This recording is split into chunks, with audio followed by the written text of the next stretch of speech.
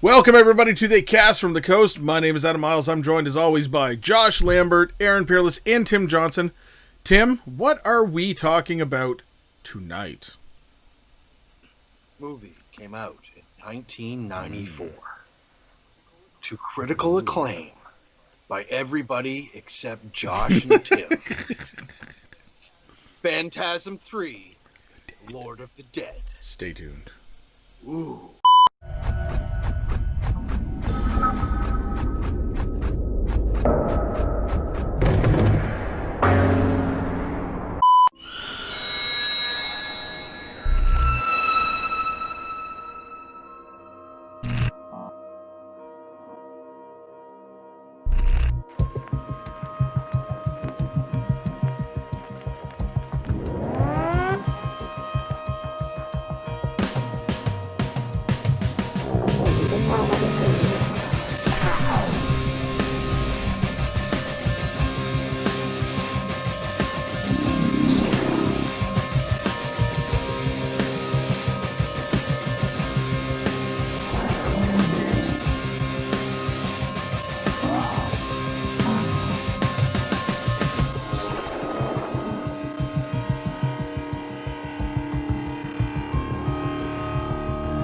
Tim, let's get the synopsis, buddy.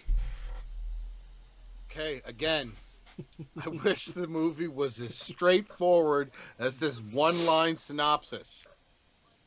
Mike and Reggie continue to hunt for the mysterious tall man, discovering along the way that the invasion has already begun. There's an invasion now. Ooh, there we go. Oh, So, I'm going to put out to pasture the first thing about the story. This movie starts off by actually retconning part of the second movie and the entirety of the first movie, like the second movie did about the first movie. This movie now claims that Just what's it claiming, Adam? it claims What? that it claims that the second part of the it claims that the second part of the friggin' house explosion doesn't happen or some shit like this. It like retcons. It was all It retcons a the dream. beginning of the second movie basically at this point entirely too. So I would like to take this point to notify you of some questions I still have on this series that I would hope to be answered during this filming. First question. Is the tall man and the woman the same yes, person? we already discussed that. Yes, Is she a disguise or an alternate disguise. reality? The tall man dresses like the woman in purple just These to are screw people. questions I have, Adam, which have not been answered by the film. So you fucking let him say his part, his questions. You'll belittle him. Make him feel dumb, okay? Why do removed appendages of the tall man turn into beetles? Well, not just beetles. This movie proves that there's other things that it turns into too. These are the questions I had before watching the film. How does the tall man turn corpses into little Jawas? What's up with the Ozzy Osbourne grandma? Is she magic? Was she just a dream? Will we ever know?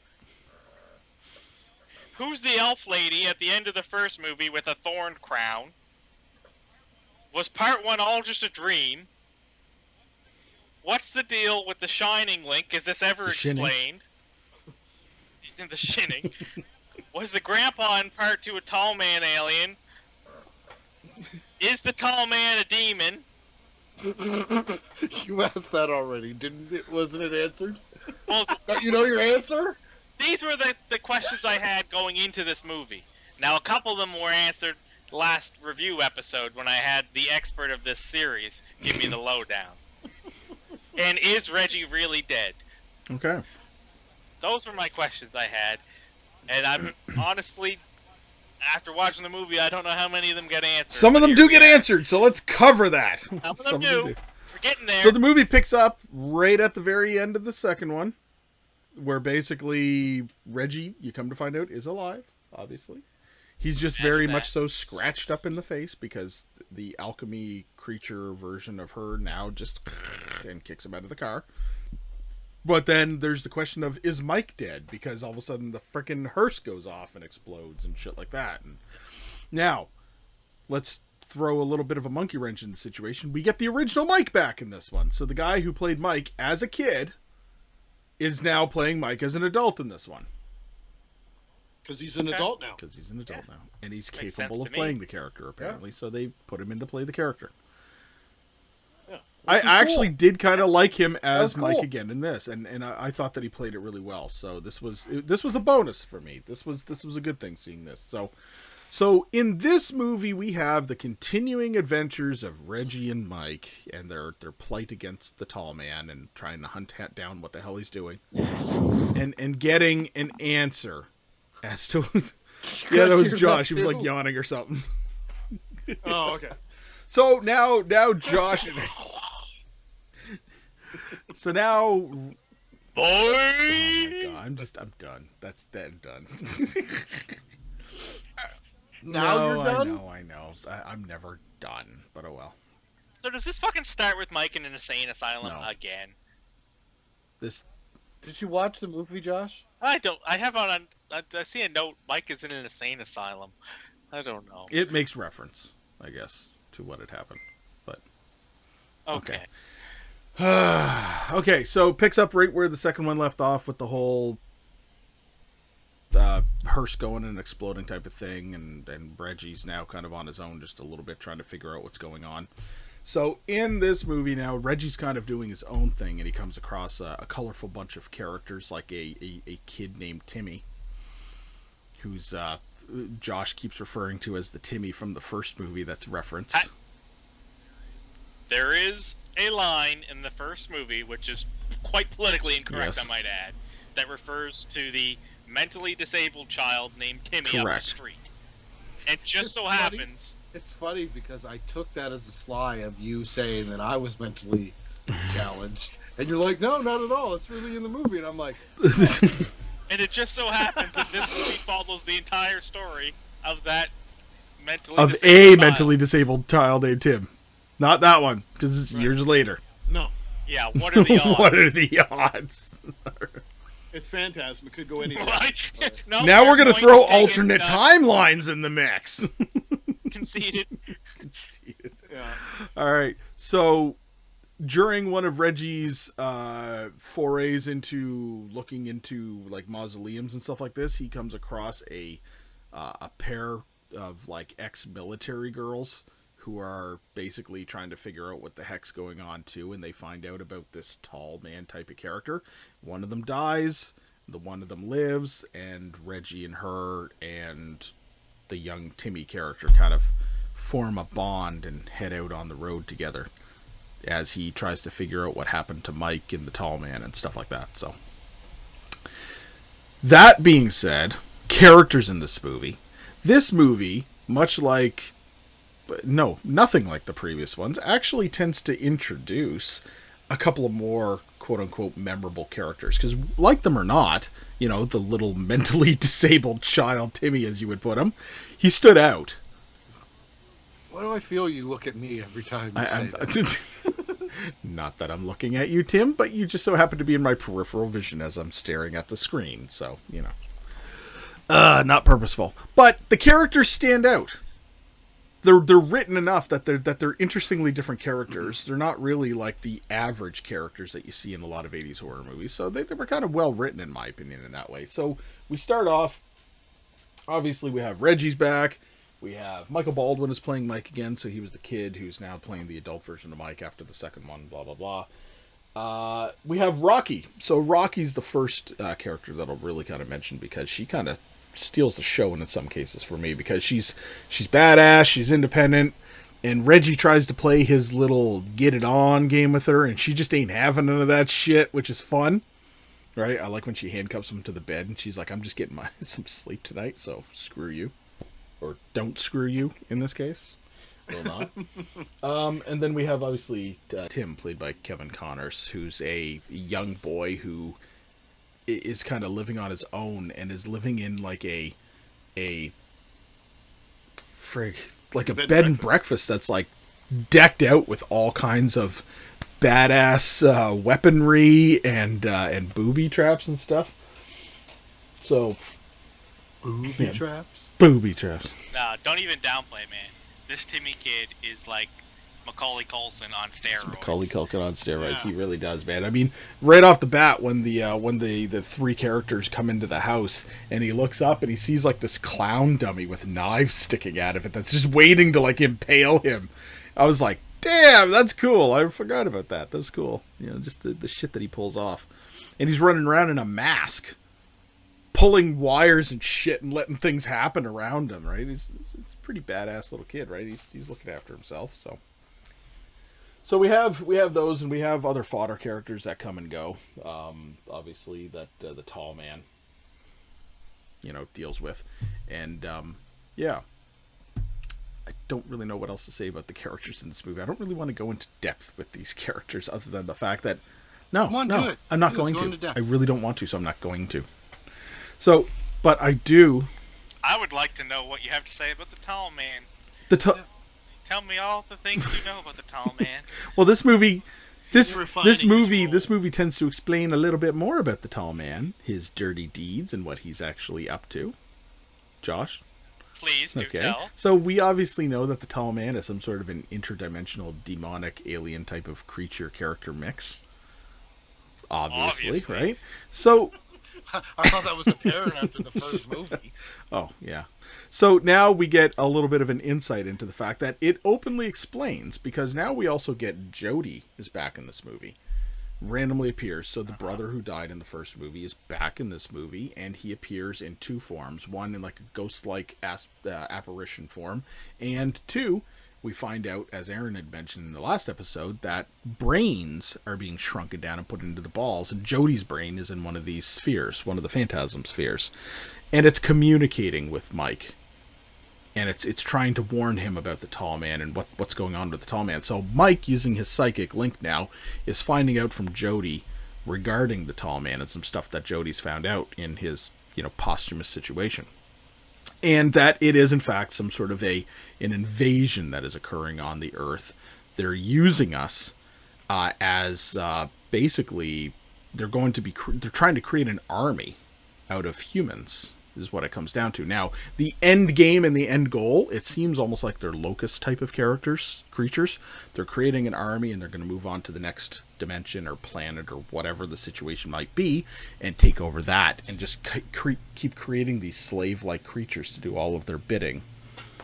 So the process is somewhat explained in this movie too. So we have the tall man. There's that entire scene where Jody is explaining to Mike, and Mike is sitting there watching the tall man as he's doing his, not magic, but his scientific magic on the body of somebody, and it's shrinking the body, and he opens up the head, and the brain is now smaller, and he takes out the brain and puts it into a sphere, and that's, what's basically, I describe these magical Jawa characters as almost like when you take an orange and you take a juicer and you get all the good shit.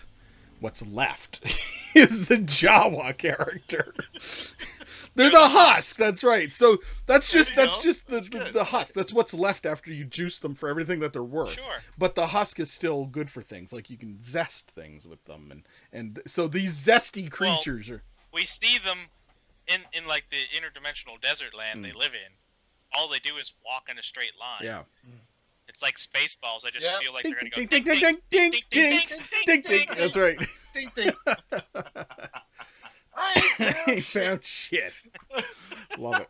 So yeah, so Comb the desert. so they're off like in that desertous region dimension or whatever the hell it is. They're basically being compiled for some sort of a grander scheme situation. But yes. Can I just interrupt you just for a second, Adam?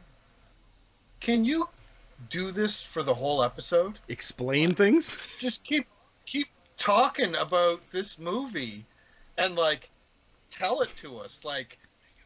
It's making more sense out of Adam than when I watched it. And it sounds like I'm absolutely being sarcastic because you're a sarcastic ass person. It's kind of my thing. But seriously, I'm if I don't have to talk for Phantasm 3 and Adam just fucking Go ahead, man. I just wanted to say. Keep going. He is doing a pretty good job. I'll do a I'll little give bit him more, I that. guess. I'll do a little bit more. No. So the tall man's basically got this. It alludes to the fact that he's not alone. There's obviously more like him. It's almost like Earth, and this earthly realm is like his playground to do this. And there's others that are around as well. So it kind of leaves it, in my opinion, that after Angus Scrimm is actually dead in real life, as we know, that after Ravager, there could potentially be other Phantasm films, but more tall men type creatures or characters that appear, that they don't have to be Angus Scrimm, because who says that they all have to look the same? You know what I mean? There could be more tall men, but go ahead, Josh, you got your hand up. This isn't school, but go ahead.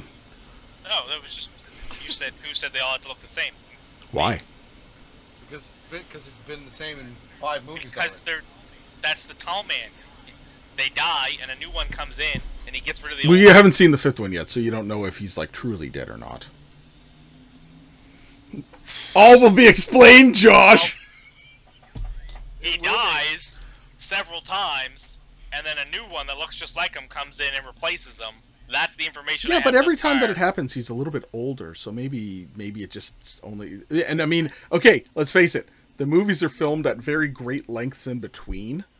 So every time that Yeah, he's an old old man, he's man, aging. so he's aged even worse in every movie. So maybe they only go so far before a new one appears, and he's younger and still tall. Now he's the tall, handsome man.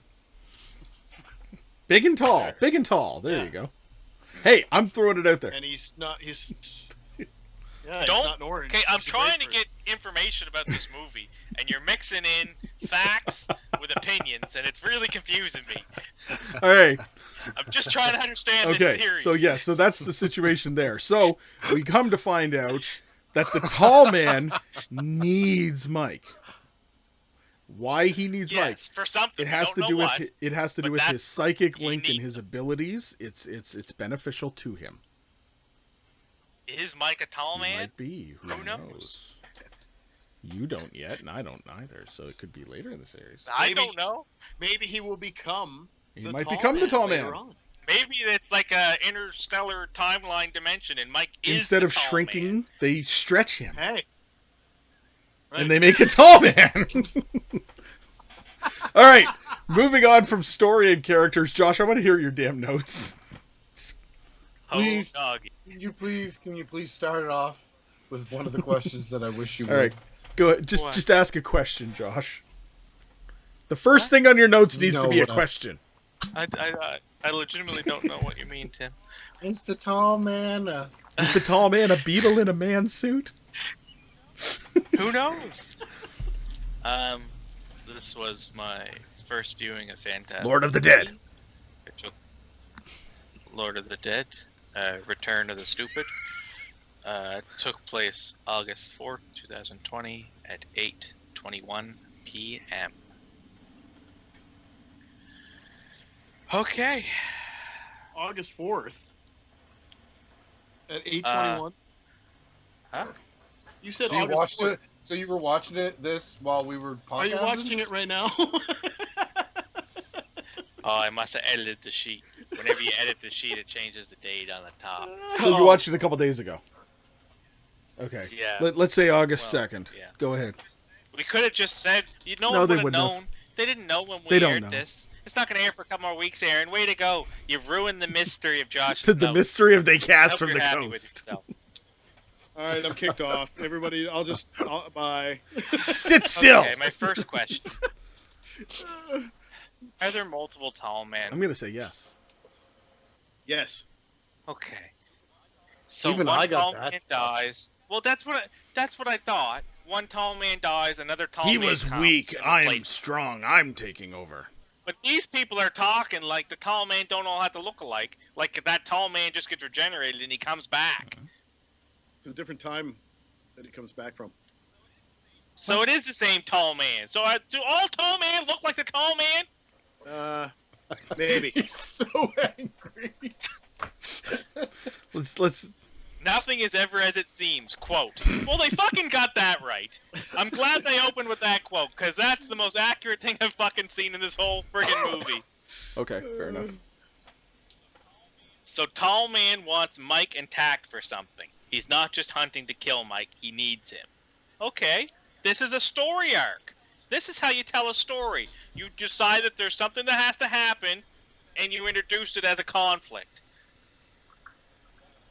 Yeah. What the fuck? This deadite nurse has a death ball inside of her. Mm-hmm. I'm liking the effects more already. The nurse scene is extremely rammy. They are cheesing it up. They're doing excellent gore at this point. I'm on board so far. They introduces a new thing, a story. Doesn't really need more fucking story. They got enough to deal with an answer, but okay. At least they establish that the tall man needs Mike and not just hunting him for some bizarre, twisted reason. Reggie is back. Excellent. Thought he was dead. Thought he was wasn't. dead. Here he is. What the fuck is up with the Joey James Bond villain reveal? He's in a chair and he like straight up. Oh, Jody? Yeah. Yeah, of Jody. What the fuck? The juice to stay long. Oh, yeah. Jody just drops this bomb on you. He's like, I don't have the juice to stay long. What the fuck do you mean? It takes the juice? energy to transform and to look that way and Yeah. shit like that, you know. Dude, you work all day at your job and you come home tired. You don't have the juice to do it 24 hours a day. Don't shit I on don't Jody. live in a ball. A metal ball. What the fuck? Jody is a metal death ball. Yeah. The tall man has psychic powers now, including telekinesis and laser telekinesis in the other one. I thought this was established in the very first one. Yeah. I'm just Over kidding. my head. Freaking lasers. Tall Man's got lots of abilities we don't know about. It's not a magic 8-ball, Reggie. It's a high-tech alien death ball. He's down there in the car and he's just shaking the thing, looking at it. He knows there's a little brain in there. Well, Reggie found himself a new love interest. Creepy clown house. This kid is straight up home aloneing them. Razor Frisbee is insanely cool and probably the highlight of this series. Yeah, So he far. throws it and the guy's just sitting there watching it and it'll it's like, yeah. This kid is cold-blooded. He's just murdering 3, like, Italian gangsters. 2 Italian gangsters and their whore. Nice. Big oof. Reggie just teams up with a random 10-year-old that somehow knows about the tall man. Despite the fact that Mike said previously, he's the only one that knows about the tall man. Okay. Reggie just tried to leave the kid at an orphanage. Hands her a cool. bunch of money. I'm so glad they kept the quadruple barrel shotgun in this movie. Fucking nunchucks. Nunchucks indeed. Oh my fuck, the kid's name is Tim. This is definitely the mentally disabled kid from up the street mentioned in the first movie. Quote, I ain't allowing no flying Christmas tree ornaments to stop me from what I gotta do. Quote. Good quote. Reggie, bud, you're like the worst parental figure ever. You can't let a 10-year-old drive a muscle car. Especially a Hemi Cuda. Come on. Holy camole. Yeah, really. Halfway point at the movie. Some strange plot points added. Without a whole lot of context, has been minimal. But this is a Phantasm film, and so far I'm not horribly disappointed. Which is, hey, that's a plus. Gotta appreciate Reggie's will to bang every female character in the series. The man's got a bird of steel. Reggie is so fucking smooth. Oh man, his hands, will they turn into bugs? Tall man doesn't like the cold. Okay, that's factual. We got that. I do like the callback and the flashback to see how it explains this. That's good. It shows his process for making Jawas. I guess that's a plus. Yep. So is Mike some sort of alien, and the tall man is trying to bring him home, or what's? I think that's the consensus, that there's something going on with Mike about this dimension planet. I think it's thing that just the tall his man's psychic from, and link he needs- allows him to somehow be involved, or Do you think he wants his little psychic brain? He's gonna put him in a gold death a ball. titanium death ball, a blue ball, blue balls. Platinum ball. Mike is full of yellow. Yeah, and you seen his eyes go weird at the end. Is Mike a tall man? After he got that surgery and moved the flesh. Yeah. Yep. There's a death ball in all of us. That's kind of weird. The gold ball is back. A plunger. I want to high five the writer that thought A up that plunger. one. He deserves a high five. This death ball can go through walls. Cement walls it crashes through in the first one, but a plunger stops it. Love it. Seeing is easy. Understanding takes a little more time. That Quote. explains the entire series. I feel like they're poking fun at me at this point. They're just like, you don't fucking know what's going on. Josh, there's a little piece of trivia that's specifically for us. Probably. No, there is. And when I say it, you're going to be like, you sons of bitches. This kicking zombie ass just ain't my gig. Quote. Rocky. Yeah, it fucking is. You literally carry nunchucks around with you. That's probably all you do, is kick ass. She does it well. And take names. Keep your balls in the air, Reg. What the fuck does that mean? Keep your balls in the air. That's amazing. And Reggie is left to die again. Strung up by his I balls. gotta say, so this movie had the least amount of questions new to me. It answered a couple. Still got a lot. Okay. This is interesting how this is going, because this is exactly how I saw this series, and it started to make a little more sense. And each movie you guys are watching. No, I'm saying that now you're at a level where you're not asking so many questions because a few things have been answered. So hopefully, Right, but here's the problem. When you climb Everest, you're not looking for more peaks on top. You're like, I could go another couple feet. I need to come down the mountain. yeah, you The will. fact that I'm leveling off is not good. It means you're getting to the top. You're No, understanding. I'm at the top. No, You're elevated. you're elevated. You're not there yet. You're almost there. That's great. Are those your notes, Josh? Those are my notes, Nice. bud. All Those are right. my notes. This is Phantasm Thank you, 3. Josh.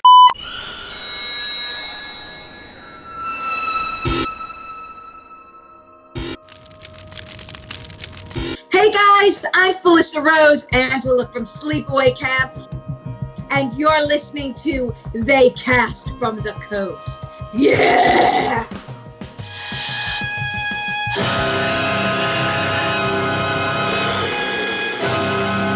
For your notes, but let's move over to Aaron. Aaron, buddy, That was pretty good effects note. work. Yeah. I got a few things here. I made a point to say they add a little bit more to the story and backstory in every new movie, which causes us to level out our thinking. Maybe. Josh is just saying no. Nurse makeup in the beginning, I thought was fantastic. Looked like a combination of foam latex, latex or gelatin, and a lot of ways that we do old age makeup is we stipple latex on. We can also use watermelon, a substance called watermelon as well. It's like safe for the skin if you have an allergic reaction to latex and things like that, and it works well too. Latex, on the other hand, will stick to itself if you're not being careful, and you'll have to start the whole makeup over again because you can't come back in and layer it back on. It's one of those things that takes a lot of practice, but that makeup turned out pretty good. I was pretty impressed by the way that was, or the way that turned out.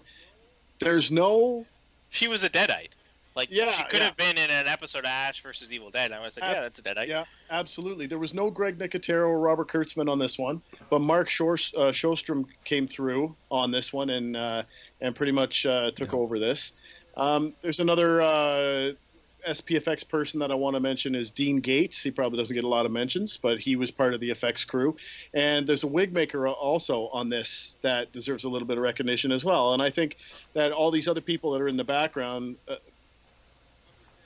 other than the main effects people, I think wig makers, I mean, they do a brilliant job. They're hardworking, and they don't get any recognition really. So I'm going to throw out a little thing to Karen Hansen. She did the wig making in this, and you can't even tell some of these people are wearing wigs. True. Right? So, yeah. So I just wanted to throw that out there. Be a little different, right? When it comes to things like this, throw out the love to some other people, but. Getting on with the stuff with the effects, the water continuity is really good. So when it's raining out and Reg is wearing his rain gear, he enters the building and you can see the rain on his forehead. You can see the water sitting on his forehead, and you can also see the water on his rain gear, and that lasts throughout the scene until it's gone. So I thought that was a really cool. Look into continuity with how they carried it in on that scene. Some people forget about that, or they just don't add enough water to the, or glycerin, I guess, because glycerin sticks around for a lot longer. You don't have to keep spraying it, right? So you can mix water down with the glycerin and create this look. Glycerin, obviously, you can buy at any pharmacy and things like that. So just a cool little effect that I really pay attention to is in the backgrounds and shit like that. The axe in the head, yeah, that's really good, right? She takes the axe and she falls down backwards. Really kind of a quick shot, but you actually get to see her fall down, and the axe is sticking right out of her head. Really good effect. Throat prosthetic from the frisbee. Yeah. I mean, okay, so I dig that effect. I really liked it. But how many times has somebody thrown a frisbee and it comes nowhere near anybody? That was my issue with that. Like, this kid, what does he do? Does he practice? Does he throw frisbees every day to practice? Yeah. Because he throws it. It goes up, and the guys watch. That makes more sense than anything else in this movie. Well, kid, did you see the booby traps he made? Like, he's an expert of his art. Well, you know what? He's got nothing to do. He's got no parents to supervise him, saying, "Little Timmy, you can't be throwing razor blade fucking frisbees around." But I will say on that comment that the neck slice on it and the prosthetic that they used on his neck blended out really nice. It was beautiful. I mean, I even paused it. I was like, okay, I get it. I can see it. But in the shot that they used and the movements that they used, it turned out really good. I thought it looked pretty good for the time and everything. Buddy falls into the hole, so one of the other hoodlums there falls into the hole, right? Yep. And right in front of the kid, Yeah. in front of Tim. And if you look carefully, you can see the walls of the hole moving, like they're actually moving in the breeze. I don't know what the heck they did there, but it's almost like they put walls in there to make them look like. Yeah. It was fabric. You could see the fabric moving. So I was like, I've never seen that before, but in paying attention to that, the walls are moving. The first sphere death with Tanisha was she actually is kind of trying to act with this sphere pushed against her head, where it makes it look like the two prongs are stuck in her forehead. And what happens is, like, she gets too kind of violent with it and actually lifts it off and puts it back really quick. And you can see where the two little prongs that actually go into the head are cut off, right? I noticed that, right? Something that I just that I picked out there.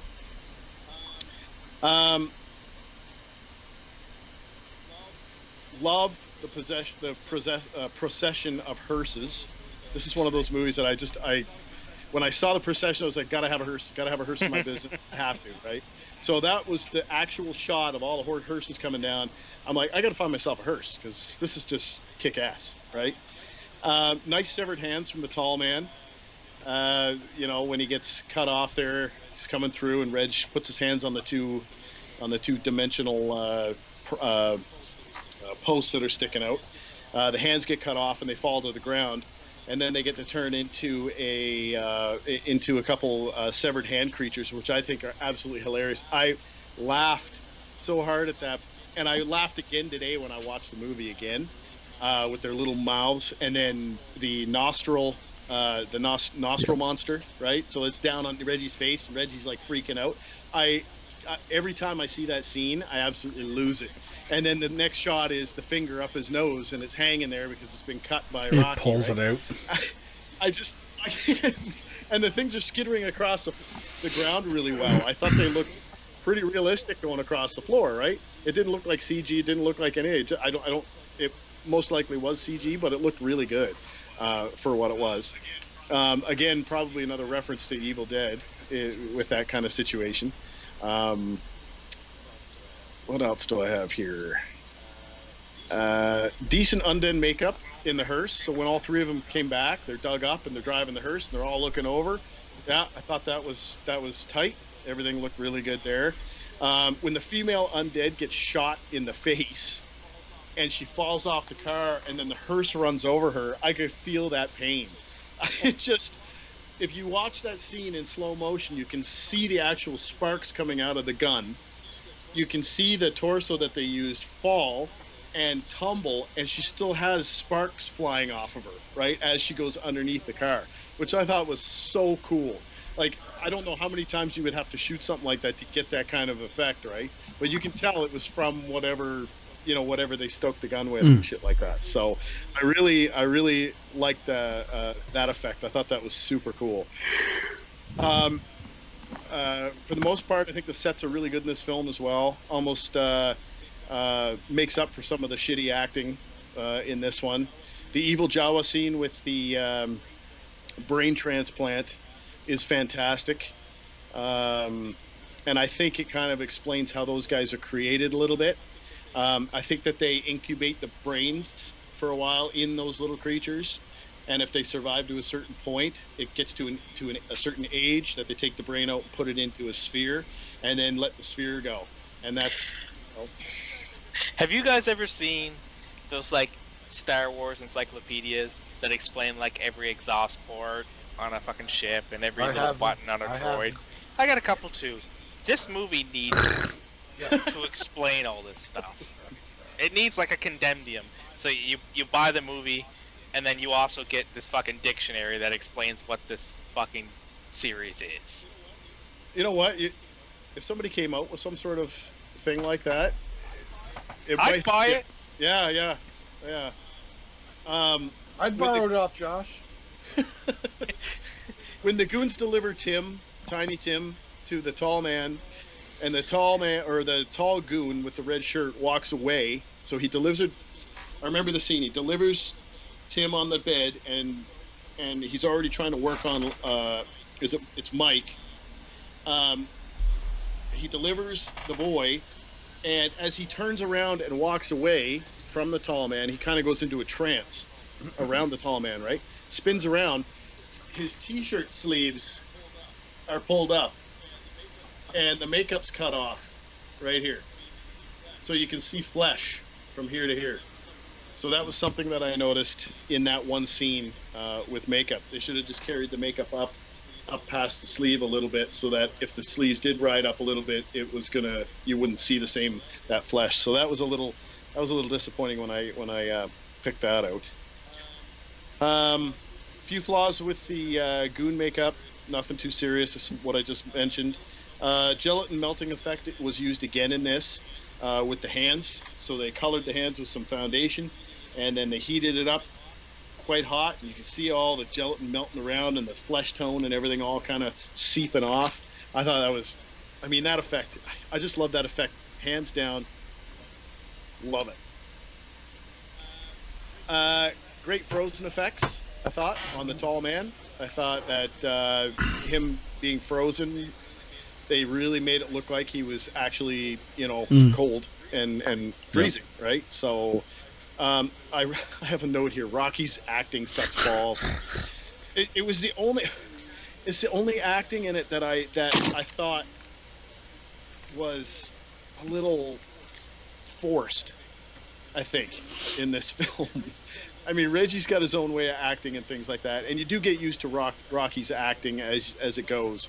But some of her, and it could have something to do with the writing and stuff too. Maybe she struggled with that or whatever. But I was like, oh man, some of these one-liners are just brutal with her, right? I feel like she was put in to be like the cool, sassy black woman of the 80s. Yeah, absolutely. Like she's pretty trope-tastic. Yeah. I mean, she did a She's good like job. all in punk gear, and she's got nunchucks. She is a badass. Don't get me wrong. And I think she actually has. She actually has some formal training. You can see that in the way that she moves, right? Yeah. She's actually got some sort of training in that stuff, but the way that she's doing like kicking and her nunchucks. I mean, there's a couple scenes where she's flipping them right around, so she knows what she's doing, right? Let's see. Good effect when Mike checks his head and sees a chrome dome under his flesh. Like that. So when the tall man's in there doing the surgery and stuff, you don't actually see him cutting his head open, but the next scene pretty much is him like, oh my gosh, like what the hell? He's looking in the mirror, and then he pulls that back, and all you can see is the chrome sphere in there, right? And then the scene after that, he's got these chrome contact lenses. I like those. Really cool looking. Those are awesome. I've never seen contact lenses around, so those had to be specially made for this film. They had to be, because I've never seen the brass eyes look. And then of course one of my favorite quotes of the movie is "Keep your balls in the air, Rich." Right? Like, keep your balls in the air. So that's my notes. Excellent. Good notes. But you know what I'm really excited for? Trivia time with Tim! Hi, Tim. It's time for trivia time, buddy. I'm excited for one. I don't know about you guys. Wow. Trivia time with Tim. An alternate ending of this film was used. It was filmed but not used. The scene is, Reggie and Tim travel up to the wild regions of Alaska. Reggie digs a small hole in the ice, and Tim places a little case containing the tall man's gold sphere inside. Reggie puts the metal plaque over the hole and seals it up. The plaque reads, "Here lies the tall man, R.I.P." Reggie then says, "Now all we have to worry about is global warming," and they walk off. That was the ending for this movie. Josh's jaws That drop. should be the ending to the series. Yep. Now all we have to worry about is global warming. Like that is fucking gold. That is gold. How did this movie end? Because it wasn't as good as that. I actually really liked the ending to this, because the thing was, though, is that would have been inconsistent with how they portrayed the ending of the series. So the ending of the first one was a cliffhanger. The ending of the second one was a cliffhanger. So the ending of the third one should have been a cliffhanger, in my opinion. If we're going to... What's more of a cliffhanger than global warming? Well, the actual way that they ended this movie. So the way that they ended this was that when Rocky takes off, and they believe that everything's done for, so they Timmy and Reggie go back inside to kind of clean up some things and make sure that everything's good to go. And as they're looking around, Tim goes into one of the other rooms, and he sees that the cryogenic thing with the heads is all flipped over, so the major gold ball is gone, basically. And he kind of goes, Reggie, and he goes and backs up. And Reggie's like pinned to the wall by like 100 of these damn spheres. And then it's like, boy, and, it kind of ends again, that kind of a situation, right? But it's... Was there flashbacks of scenes that didn't exist in this movie? Because I felt like there were scenes where, like, flashback is like, I don't remember that ever fucking happened. Everything happened. Okay. Or you think it happened. Who knows? Knowing me, who knows? Who knows? I'm trying to wrap my head around the fact that there's alternate fucking endings. Continue, Tim. Oh. Can I? Yes. Please do. Hey. Oh yeah, that's right. It is trivia time with Tim. Mm-hmm.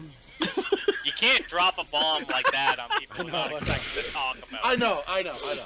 Okay, so I thought this was cool, and I did pick up on this because it is the only time. Now, I've only watched 4. There could be a fucking bombshell that's in the 5th one. Who knows? But in this sequel, for the first and only time ever in this series, the main characters refer to the Jawas as lurkers and the spheres as sentinels. Sentinels. Yep. Which, We're I getting don't know. terminology here. Yeah, yep. See, And- Josh, you asked in the last episode. You asked if they were sentient, Yep. I did. and now Tim just answered and said they're sentinels. Well, One that's just what episode they're called. The house where Tim lives is the exact same house where the main plot of House 1985 was. What? Wow. Weren't we pretty just deep. talking We were. about this We before the were. show? What are the We're gonna odds? have to review House and House 2 now. Oh, Fuck please. yeah. I loved House 2. I love them both. But anyways, um, Bob Ivy was given his own custom silver sphere for doing the dangerous hearse stunt. That was insane, that stunt. Did you see It the was. airtime that thing got? Yeah. That was ridiculous. The character of Rocky stands out as the only main female character in the Phantasm movie series not to die, nor be one of the tall man's minions. I just want to see a woman in the series that Reggie doesn't bang. Then I'll be impressed. Well, he didn't bang Rocky. He just didn't get a chance. Well, technically, I mean, he started. But Jody kind of messed that up, didn't he? Yeah, And but she Uh, does. that She was in a does refer dream. to him That as was in a his dream. man. Yeah. She does say, "You stay away from my man." Did Tim interrupt? Time, Josh. Fucking effects time with Aaron? No, he did not. What else you got, Tim? The interiors were shot in a real mausoleum called Angels Abbey Mausoleum, situated in the city of Compton, California. That's intriguing. Yep, city of Compton. Straight out of Compton. Thanks. This movie was shot in 45 days. The bulk of the silver sphere effects were done in camera, which is pretty cool. And makes sense because you'll get realistic like highlights and shadows and reflections and all that kind of stuff. The inclusion of Tim's character in the story, portrayed by Kevin Connors, was intended to be a homage to young Mike in Phantasm 1979. Oh. Okay. Some of the sets were constructed at a warehouse that was previously an egg hatchery. The opening sequence in the woods was shot on a very freezing cold day. And the last one regged through the 4-barrel shotgun away in the basement near the end of Phantasm 2, unloading it into a Jawa. He has it again near the beginning of Phantasm 3, shooting dwarfs in a tree. That is a fun scene, by the way, where he's sitting there and then like Popping dropping out of the tree. trees. Yeah. 4 of them fall. That I is like cool. that scene. And that is the end of Trivia Trivia Time time with Tim. Tim! I did wonder, Tim, where like how his gun keeps showing up like that. Great. I'd be Or upset how if they got rid Mike of it. keeps fucking dying and coming back in the next movie. Well, you know what? Or the tall man. Those are the questions you're wondering? Yeah. Right? The littlest things that set Aaron off confuse me I know. so You want fucking to know what I much. really love? You want to know what I really love? This is what I really love. You're listening to Aaron talk with such love and passion for this movie, talking about the special effects, right? And like the biggest thing for him is like these little continuity things. Yeah. And I get it. I'm a stickler for continuity. Yeah. It's like, oh, that mustard stain was to the left earlier. Kind of ruins the whole No, scene. but my favorite part when he was going on, so the sweat effects were really good. Like the sweat effects, like I could appreciate that. I can appreciate that, but like it was really funny. I'm the makeup guy, man. I got to pay attention to shit like that. Yeah. Sweat It's true. Yeah, and continuity, because we really have it's kind of our fault if we're not Continuity is key. right. I mean, we can't just the script supervisor be like, hey, like Continuity. oh, right. That's right. All right, We got to be that good. Josh, I want to hear from you. I want to hear Yes, from you. sir. Give us your final review of Phantasm 3, The Lord of the Dead. I enjoyed this movie. This is my favorite Phantasm. So far. Nice. I can't even lie. I actually enjoyed I this. tried movie. to, but I can't even lie. No, I did. It had some great effects. It had some excellent, like, cheese, 80s movie cheese. Like, when we're talking about the little dwarves falling out of the tree after he fires up. That's excellent. Yep. Right? Reggie, awesome. Nunchucks, hello. You got crazy fucking mentally disabled Tim back from his reference in the original. Excellent callback. The least amount of new questions posed, and a couple old ones answered, which is nice. I gotta give this movie a pretty good. Oh, Josh is going with the pretty I thought it good. was pretty good, and I mean, pretty good on the standard of Phantasm. That's It's pretty good. Pretty good. That's pretty good. Pretty good. There's still a lot of fucking questions to be answered, and we're running You could out be of at the movies. peak and it could be back to a good by the next movie, Josh. So keep that in mind. We're good. But this is Yeah. pretty good. This might be pinnacle Phantasm for Josh. I think this is probably the one I will enjoy the most, because it is the most my kind of movie, where it's just like crazy cheesy effects and like silly stupid stuff happening, like 4 fucking Jawas falling out of a tree at once after one shot of a quadruple barrel shotgun of a man who's an ex-ice cream vendor who's bald but has a rat tail. Like, And basically That's bangs everything that and That's a bangs movie. every woman that That's a appears. wicked movie. right? Yeah, that's a wicked movie synopsis That's right there. That's a movie That's I want to great. watch. Josh is I don't know what giving Phantasm it a is, but PG. Love it. PG. Okay. Pretty good. Pretty good. Pretty good. All right. We're gonna go around to Aaron. You're actually pointing at him. That's good. Aaron. Good job. Stand over there. I'm not going to take long because I always take the longest with my breakdown on shit, and I don't want to be that guy. So I'm just going to say, hey, that I made reference to the last episode that I watched these as I was graduating and trying to figure out what I want to do in my life, and sitting up in my room and watching all these cool horror movies and things like that. And I had to watch all of the Phantasms, and this was another one that stuck out to me. I love Phantasm 2 and 3.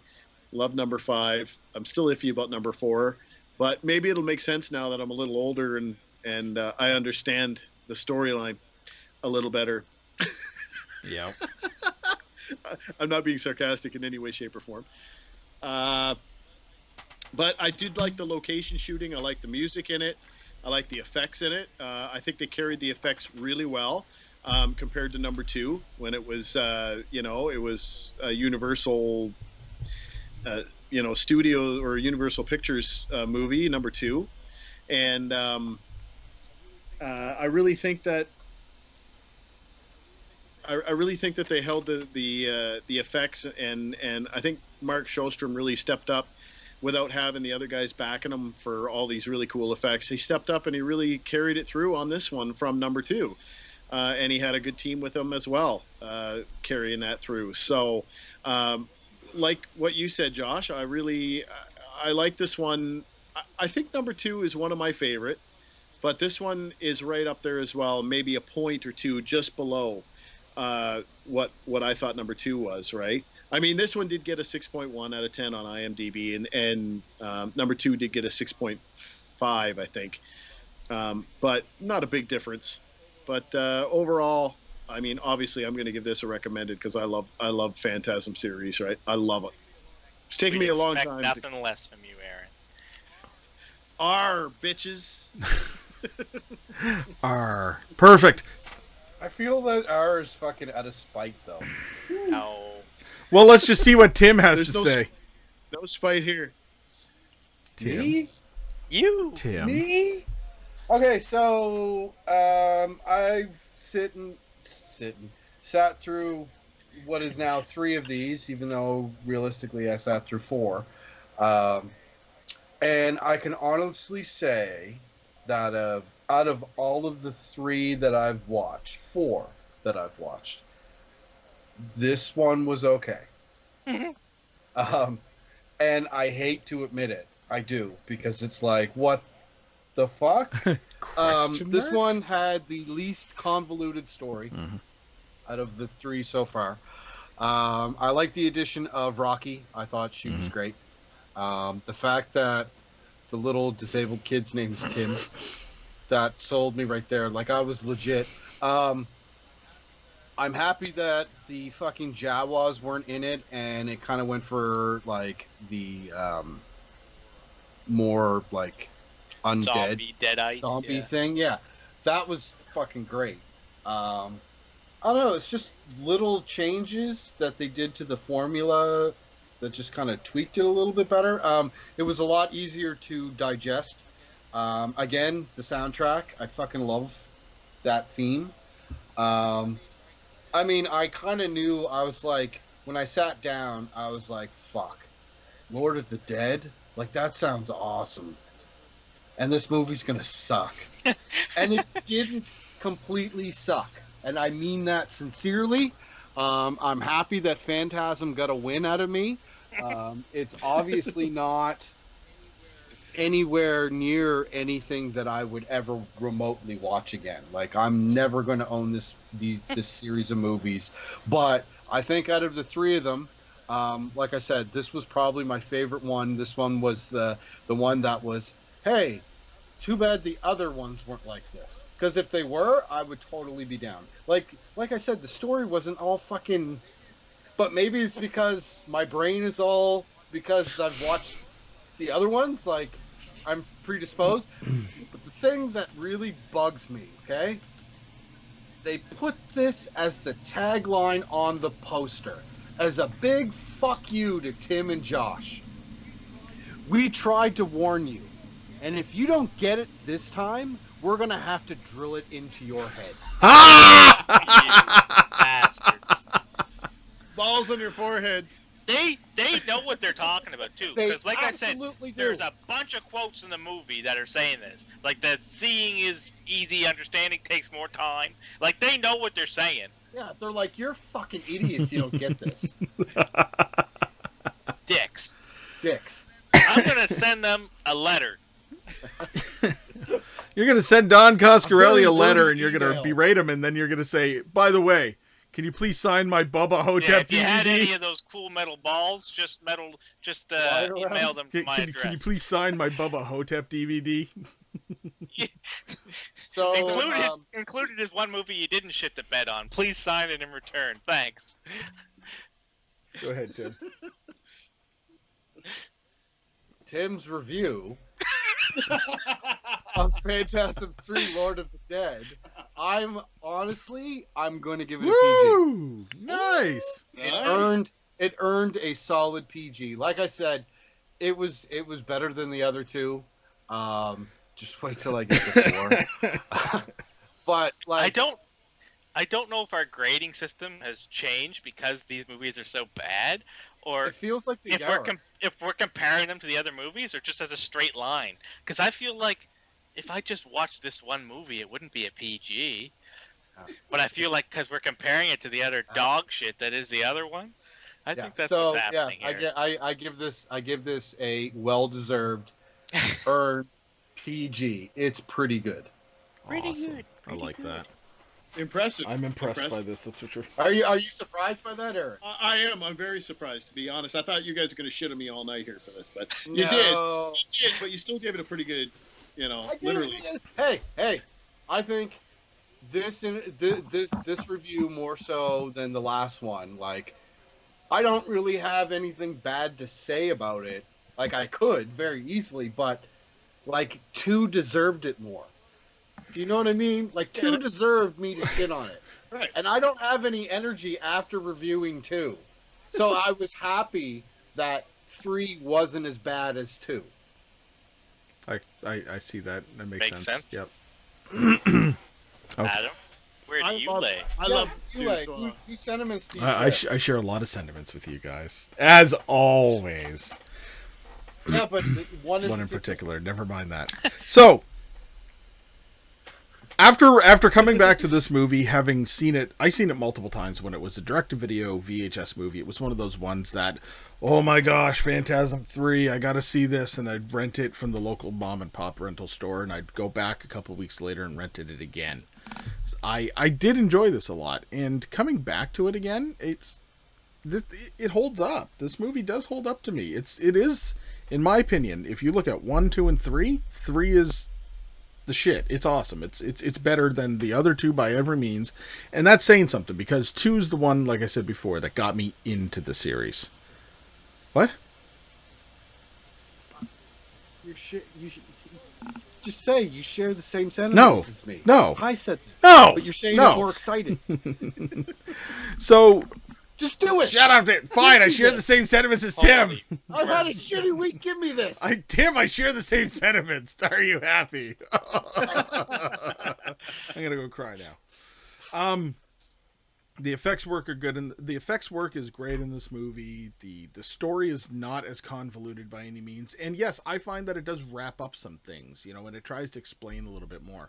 There's still a whole shitload of what the heck is going on, and you know what? At that point, who cares?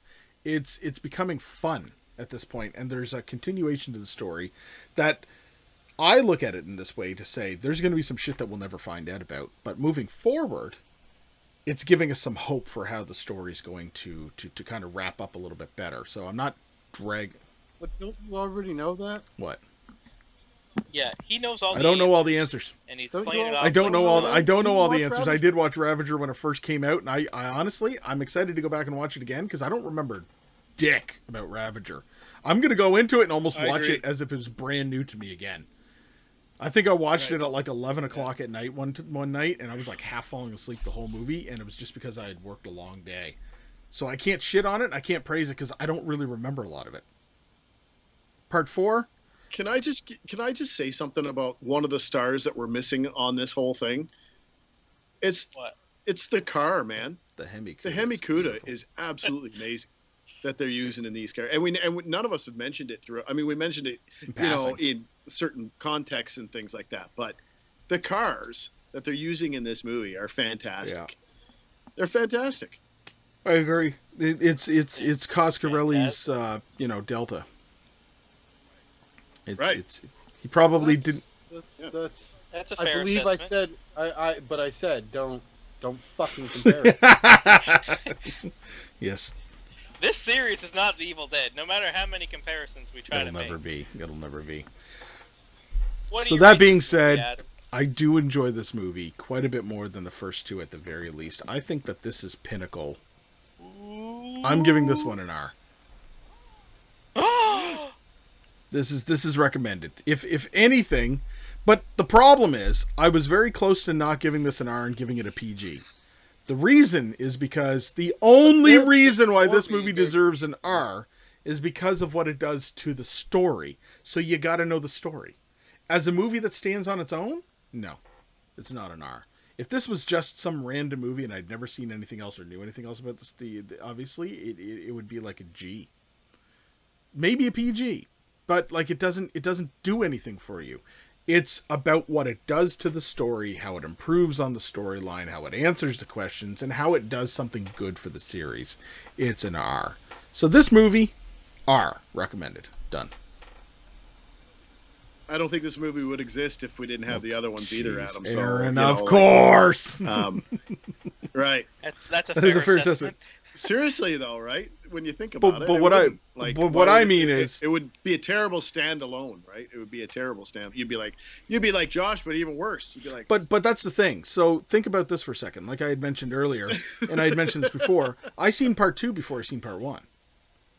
When you were growing up, What part 1 didn't matter. In but Part one is a mystery. It's point that I'm strange. trying to make is that when you're growing up in the 80s and you hit these mom and pop shops, sometimes you couldn't see the entirety of a series, or you went back and you watched one that you'd missed in the series later. For a horror fan in the 80s, when it came to renting and lack of availability of movies, you got what you could when you could. So if you ended up renting Evil Dead 2 and then finding Evil Dead 1 5 years later, you did it that way. So what I'm saying is there would have been cases where somebody might have had the opportunity to see Phantasm 3 and not have seen 1 and 2. And it would have been an entirely different outlook on that kind of a situation. So yes, they might have eventually gone back and still would have been as confused as shit, but went back and eventually filled in some gaps as they possibly could. Could you imagine watching part 3 first, being so confused, being like, man, I really fucked the dog not watching the first and second one. I'm glad I'll understand it once I watch those. then you watch the first and second one and you just kind of like never watch a movie again as long as you live. That's it. That's the end of your movie watching experience. They blew up their VCR. That's right. Oh, if this one sucked, I probably wouldn't want to talk about movies anymore. Like, I would have just gave up this and, like, I'm just done. Just done. Have a nice life, everybody. All right. So there you go. 2 R's and 2 PGs. It's been a good discussion tonight, gentlemen. So as everybody can probably assume, we will be following this up with Phantasm 4 Oblivion for the next episode. So please stay tuned for that. Yes, Tim. Thank you, everybody, for tuning in. Misunderstood Art Company on Facebook. Like, share, and subscribe. We also produce all this content weekly under the Misunderstood Art Company on YouTube. Please like, share, and subscribe, and let everybody know where we are with that. We produce audio copies of this show on podcast platforms, including but not limited to Google Play, iTunes, and Spotify. We're also on Patreon. So open up your hearts and your wallets and join our patrons today. And until next time, Josh. Seeing is easy. Understanding takes a little more time. Truer words. Aaron. keep your balls in the air. And Mr. Tim Johnson. We tried to warn you, but if you don't get it this time, we're going to have to drill it into your fucking head. Thank you, You bastard! Thank you, everybody. See you next time.